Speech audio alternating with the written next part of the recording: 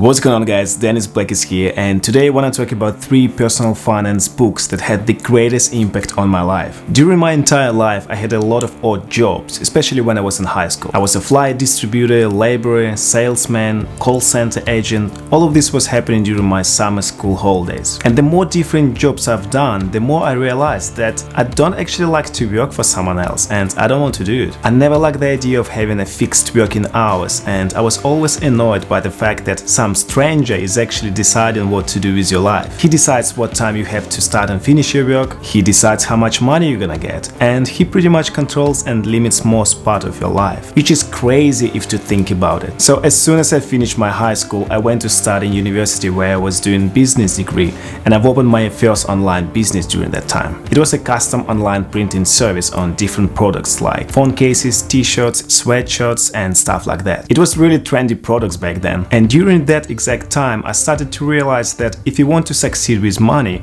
you really need to focus on studying a financial literacy. And this is when I read my first and probably the most important book about personal finance called Rich Dad Poor Dad by Robert Kiyosaki. I'm happy that I've started with this particular book because it is really easy to read and understand it, as it touches the fundamentals of financial education. It tells you the importance of financial literacy, financial independence and building wealth through investing in assets, real estate investing, starting and owning business, as well as increasing one's financial intelligence. Rich Dad Poor Dad is Robert Kiyosaki's story of growing up with 2 dads, his real father and the father of his best friend, his rich dad, and the ways in which both dads shaped their thoughts about money and investing. Now, it's not 100% confirmed that it is based on a true story, but the whole story is great. The book crushes the myth that you need to earn a high income to be rich and explains the difference between working for money and having your money working for you. The main lesson I've learned from this book is focusing in investing in assets rather than liabilities. So the assets is something that can bring you money, like real estate, stocks, bonds, intellectual property, and liabilities is something that take your money away, like car loans, credit card debts, and so on. This book is not just about money. It's about how we're taught to think and how we are programmed by schools, family, and friends to look at the rich as a greedy people and to look at opportunities as a risks. It is an attempt to reprogram minds to look at why we do what we do. Why do we buy all of this fancy stuff around us, like clothes, cars, jewelry? Do we actually earn enough money to afford those things, or are we just trying to maintain an image? To me, the most important thing it teaches is that being educated is the key. Educated in our motives, in money, in the world around us. I definitely highly recommend to include this book in your must-read collection. The second book that made a great impact on my financial journey is called Think and Grow Rich by Napoleon Hill. Now, it was written in 1937, but it still ranked as the 6th best-selling paperback business books more than 70 years after it was published. Napoleon Hill was a deep and complex thinker, and this book is the result of more than 20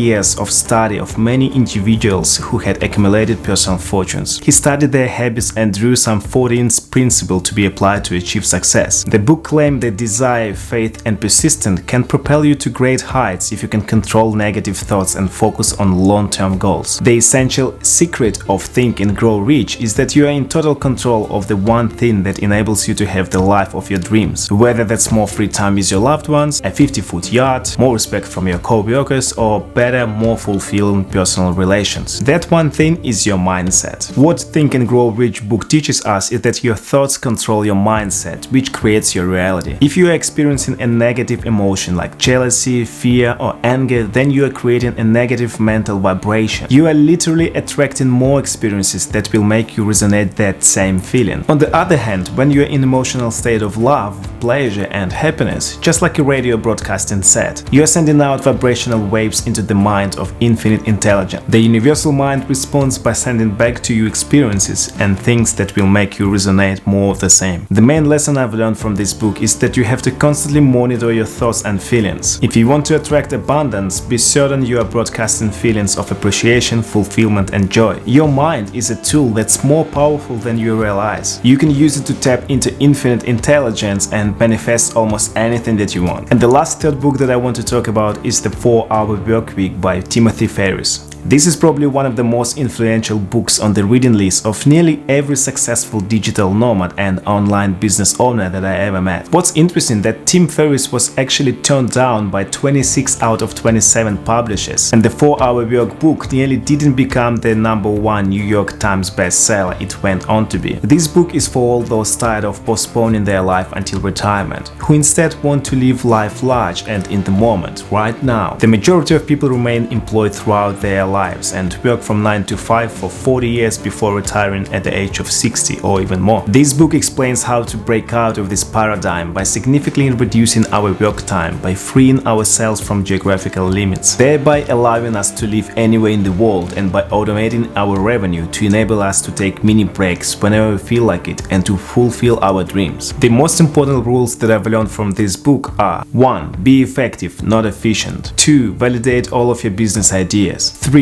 Charge a premium to make your life easier. Timothy Ferriss really embraces entrepreneurship and uses the book to share street smart tips for simplifying your life, automating your work, being more effective with your email and communications, cutting down on interruptions, and using your time to actually achieve something meaningful. If you ever wondered what your life could look like if you didn't have to constantly work, or could be a lot more picky about the projects you do take because you rest comfortably on a big financial cushion, this is a must read. In conclusion, I want to say that becoming wealthy is all about learning about finances and mastering that skill. And it doesn't matter how you're gonna do it, either through self-education, schools, universities. I personally am a big supporter of self-education, and I believe that there is no need to spend thousands of dollars when you can easily go online and learn pretty much everything by yourself. Thanks for the amazing digital world we are living in. I will include the links to the books I was talking about in the video description below, so you can go and check them out yourself and start your exciting journey to financial freedom. That's all for today, guys. I hope you found these tips useful, and if you did, you know what to do. Please like and subscribe to this channel, as it does help with the YouTube algorithm, and I will see you guys in the next one. Peace!